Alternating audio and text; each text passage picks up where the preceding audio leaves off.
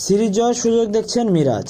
অধিনায়ক মেহেদী হাসান মিরাজের দাবি, বাংলাদেশ খুব ভালো ব্যাটিং করেছে। 50 ওভারে 6 উইকেট হারিয়ে 294 রান শোভন স্কোর মনে হলেও কন্ডিশন ও প্রতিপক্ষ বিবেচনায় রান কমই ছিল।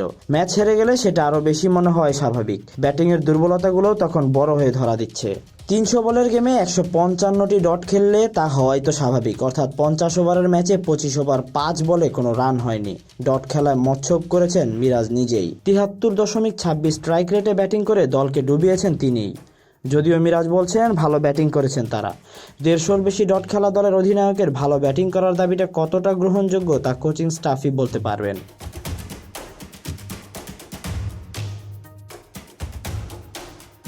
46 রানে টপ অর্ডারকে হারানোর পর 4 নম্বরে ব্যাট করতে নেমেছিলেন মিরাজ। তানজিদ হাসান তামিমের সঙ্গে জুটি করেন মন্থর ব্যাটিং করে। 97 বলে 79 রান করেন দুজন। জুটিতে মিরাজ 56 বল খেলে 37 রান করেন, অর্থাৎ রানের চেয়ে প্রায় 19টি বল বেশি খেলেছেন অধিনায়ক। সেট ব্যাটার হয়েও আফিফ হোসেনের সঙ্গে 54 রানের জুটিতেও মন্থর ছিলেন তিনি।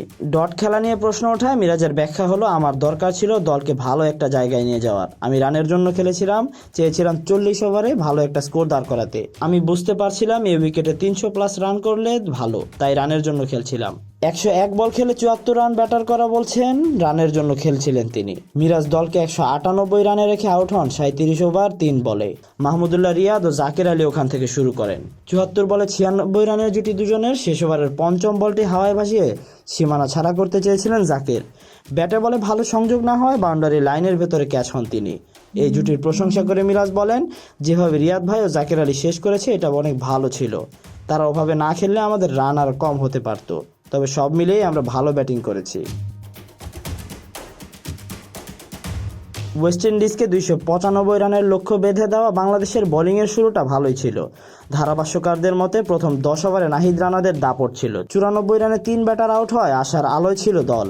শাই হোপ ও শেরফান রাদারফোর্ড 93 বলে 99 রানের জুটি গড়ায় ধীরে ধীরে গেম থেকে ছুটে যেতে থাকে বাংলাদেশ। শেষের দিকে রাদারফোর্ড ও গ্রেভ ঝড়ে লন্ডভন্ড হয়ে গেছে সফরকারীদের জয়ের স্বপ্ন। 57 বলে 95 রান যোগ করেন তারা। 80 বলে 113 run রাদারফোর্ডের।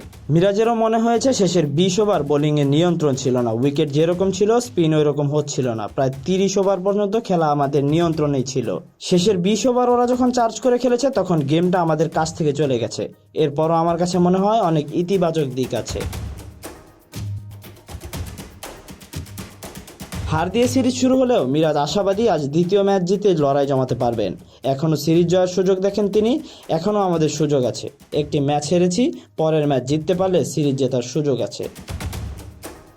Tahsin Ahmed, BD archive.